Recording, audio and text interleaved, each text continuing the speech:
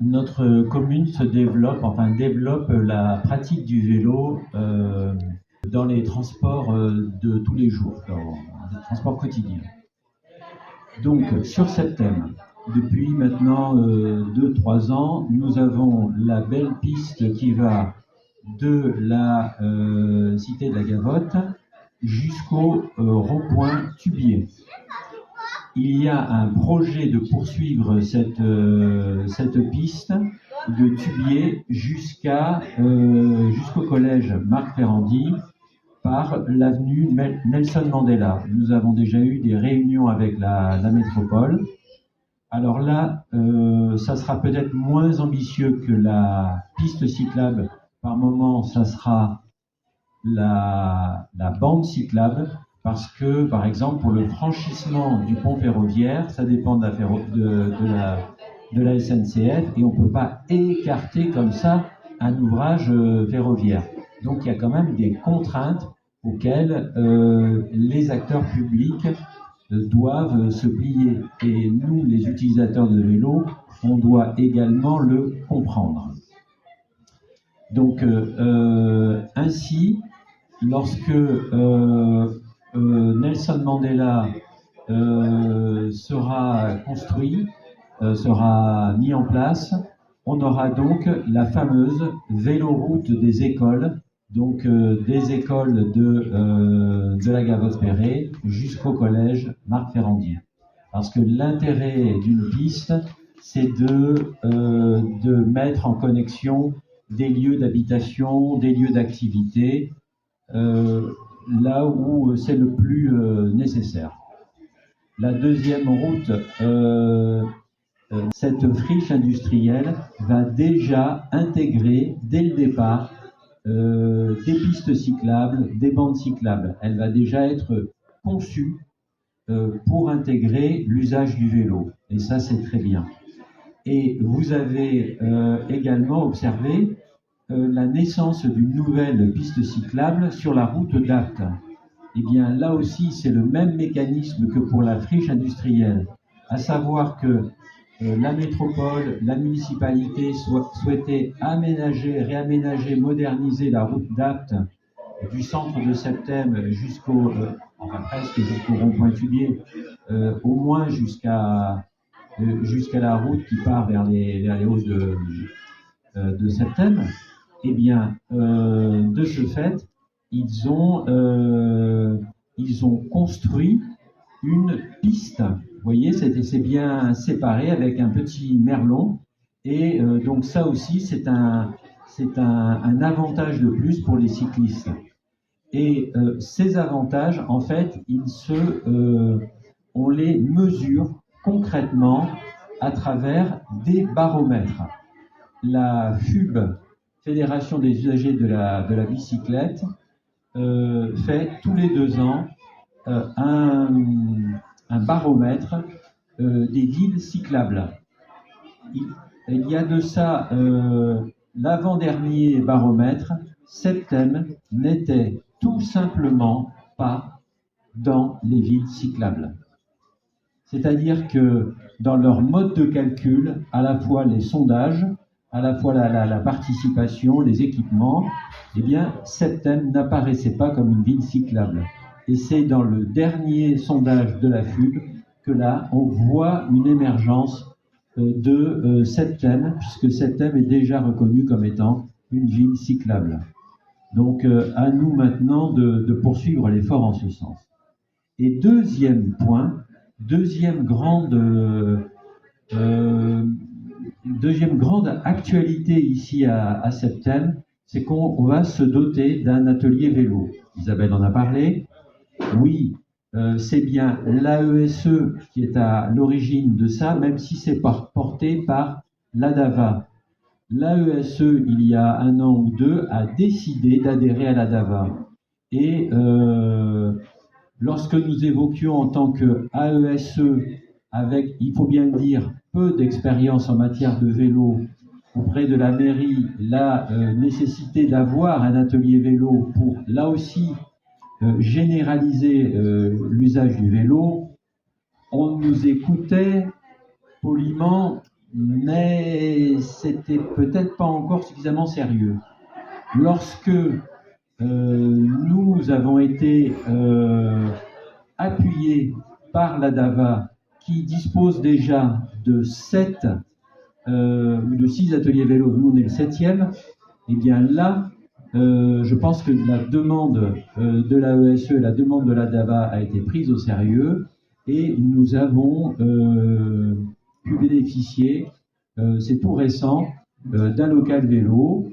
Nous avons fait l'état des lieux le 2 février, le bail a été signé le 2 février, on va le nettoyer, il y a déjà 2 ateliers dans le local, sans les outils, les pieds pour les vélos arrivent dans le courant de ce mois, et on ouvre au 1er mars. Et l'objectif, c'est d'ouvrir une fois par semaine, oui, une fois par semaine, parce que même si effectivement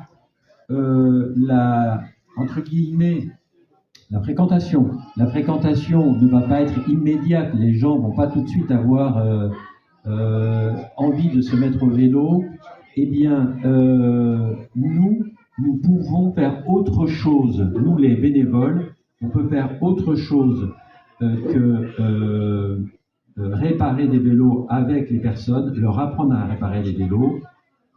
La deuxième chose qu'on peut faire, c'est récupérer des vélos, les démonter, remettre en état les vélos qui nous paraissent vraiment où il y a peu de travail à faire, et les revendre, et ainsi rendre le vélo beaucoup plus accessible. La crainte d'une personne qui fait du vélo, c'est sa sécurité, et ensuite c'est la crainte de se faire voler son vélo. Mais si votre vélo, vous l'avez acheté pour un prix modique, pour les vélos enfants par exemple, on parle d'un prix de entre 20 et 30 euros. Pour un vélo adulte, entre 40 et 50 euros, vous voyez bien, alors pour un vélo qui est en bon état, vous voyez bien que c'est vraiment intéressant, c'est une offre intéressante. Bon, là-dedans, on va vous demander d'adhérer à la DAVA, mais c'est bien la moindre des choses. Pour eux, pour une association, pour vivre, il faut dire combien on a d'adhérents. Voilà. Donc, c'est en train de se mettre en place. Nous faisons encore des appels, et il y en a presque qui arrivent tous les jours, d'adhérents pour venir démonter des vélos, pour venir aménager le local. Les bonnes volontés ne manquent pas à Septem. Il y a vraiment un engouement. Tout le monde parle à nos acteurs vélos de l'AESE. Tout le monde nous dit alors quand est-ce qu'il arrive et vous en êtes où, etc. Donc l'engouement, nous on le mesure effectivement à travers le sondage de la FUN, mais à travers aussi la façon dont on est interpellé par tous les gens dans la rue. En quoi constitue votre association? Alors, l'association Chute, elle agit pour lutter contre les nuisances sonores et pour la qualité de l'air autour des autoroutes. Est-ce que vous pensez que l'association va aller loin?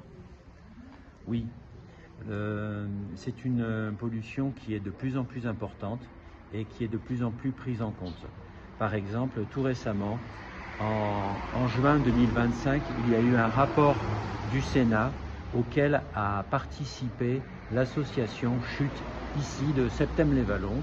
Nous avons été interviewés, nous avons fait un certain nombre de propositions et certaines de ces propositions ont été retenues par le Sénat, qui est la deuxième assemblée de France et qui participe à faire les lois. Donc c'est vraiment un écho important que nous avons eu grâce au Sénat.